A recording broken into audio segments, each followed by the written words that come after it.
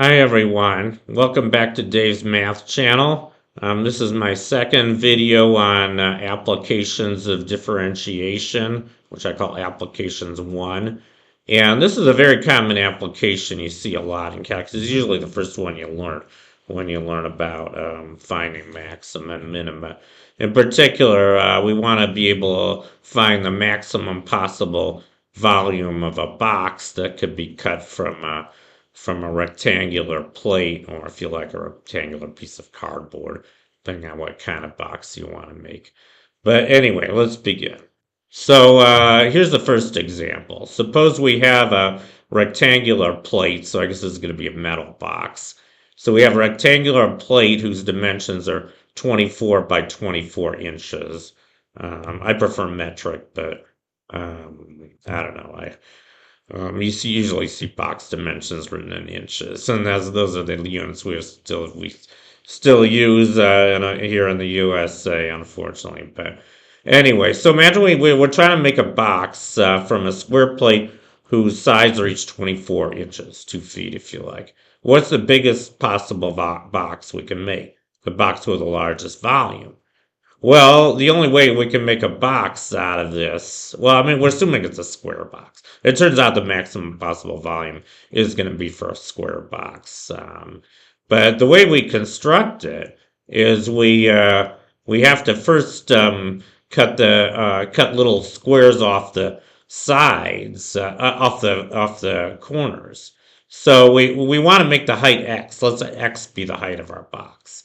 This is going to be, so we're going to get a volume, which we call v of x. That's going to be the function we're going to differentiate. But the way we make this box is first we cut out x by x squares from each corner, and then we fold up the edges. So you can see there's going to be 4 edges left once we cut out the corners. I guess it's easier to do this with cardboard, but you can still do it with metal if you like.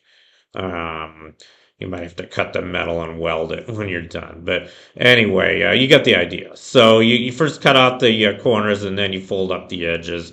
And what you're left with when you're done, and the picture on the right, you get a box whose sides are each 24 by 2x because we've cut out x inches from each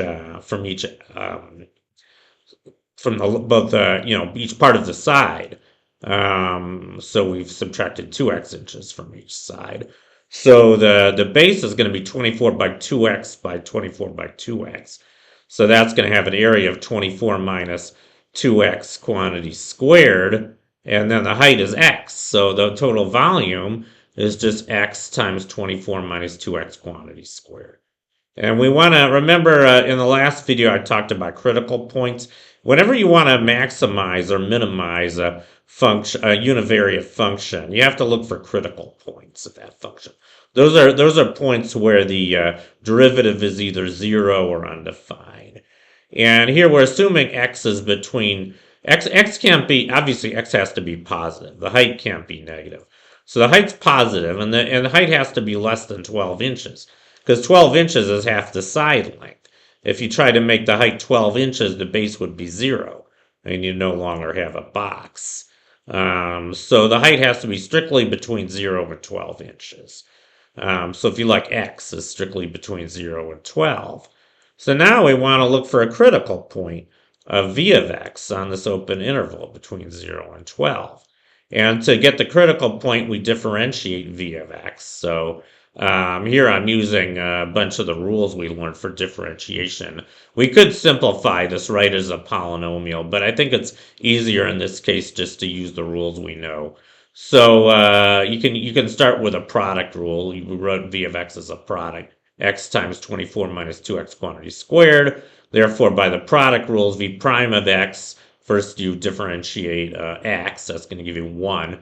So you get 24 minus 2x quantity squared, that's the first term. Then you get x times the derivative of 24 minus 2x quantity squared. Well, now we have to use a chain rule and a power rule to do that part. So the derivative of 24 minus 2x quantity squared, you're going to get a 2 from the power rule times 24 minus 2x. But then you have to differentiate 24 minus 2x. That gives you another factor of minus 2. So you're going to get, in the end, we're going to get x times, you get minus 4x times 24 minus 2x. So then we can kind of collect terms. Notice that each term has a common factor of 24 minus 2x. So we can factor that out, which I did on the third line. And then what we're left with is 24 minus 2x from the first term minus another 4x. That's really 24 minus 6x. And we can factor out some other stuff. We can actually take out a numerical factor of 12, it turns out. And what we're left is just the product 12 minus x times 4 minus x. And we want to set this equal to 0. And so that means x has to be either 4 or 12. Yeah, and so, but we know it can't be 12 because we already said that the domain of v of x is strictly between 0 and 12. Therefore, the only critical point occurs when x equals 4. And so therefore we conclude that the height that will give you the maximum volume is 4 inches, and the base has to be 24 minus 8, which is 16. So the dimensions of the box with a maximal volume are 4 inches height and 16 by 16 base. And if you compute its volume, you'll find the volume is 4 times 16 squared, or 1,024 cubic inches. So that's the biggest possible box we can make from this plate. Ordinarily, you would also have to do the second derivative test to make sure this thing is really a maximum. But we don't really have to do that in this case because we know the volume is always positive. And on the endpoints, it's 0. So we kind of know the volume. It can't be anything other than a maximum, a local maximum. And since it's the only one, it's the only critical point, it has to be the global maximum. That's pretty clear. And I'm going to conclude with a slightly harder example. So the base doesn't have to be a square, it could be a rectangle. So here we're going to do the same thing with a 24-inch by 18-inch base. This is a little bit harder because, anyway, let's just do it. But it's the same idea. I mean, the height is x. We're calling the height x again.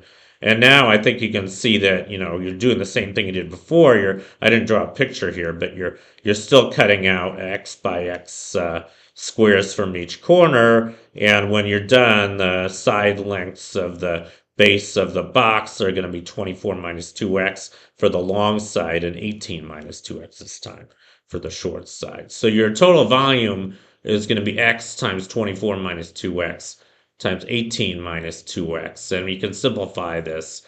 And here I actually did multiply it out. I think it turns out it's a little bit easier in this case to work with a polynomial. So when you simplify this, you get 4 times this polynomial, 108x minus 21x squared. Is that right? Yeah, 108x minus 21x squared plus x cubed. So that's the formula for the volume of the box. And once again, we want to differentiate this function and to find the critical points. So when you're done differentiating, this is an easy function to differentiate. You just use the power rule on each term. That's the rule for differentiating polynomials. So when you're done with that, after you simplify, you get 12 times, I think it's actually easier to start with the x squared term. I wrote it down with the power is increasing, but it's probably easier to write 12 times x squared minus 14x plus 36. And the reason I'd rather write it that way is because we have to apply the quadratic formula to find the roots. This is a quadratic polynomial inside the parentheses. So we have to use a quadratic formula to find the roots of this quadratic polynomial. And when you do that, you find that it's 7 plus or minus the square root of 13. Well, it turns out that 7 plus square root of 13, that's about 10.6, and that's too big. Because remember, we said that the domain has to be between 0 and 9. The short side is 9 minus x inches. Is that right? Yeah, I think x. I don't know. X does have to be less than 9. Yeah, because the formula for the volume is x times 12 minus x times 9 minus x. or yeah. So x can't be, since the volume is positive, x can't be greater than 9.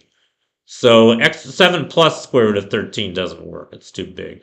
That means that x has to be 7 minus square root of 13, which is approximately 3.4. That means the height of this box is approximately 3.4 inches. And if you compute the volume of the resulting box, you get approximately 655 cubic inches. So that is the largest possible box you can make from this rectangular 24 by 18 inch plate. So I think you get the idea of how to solve problems like this. And this is how optimization. You'll see a lot of optimization problems. This is a very important application of calculus, and I think I will do some more examples in the next few videos.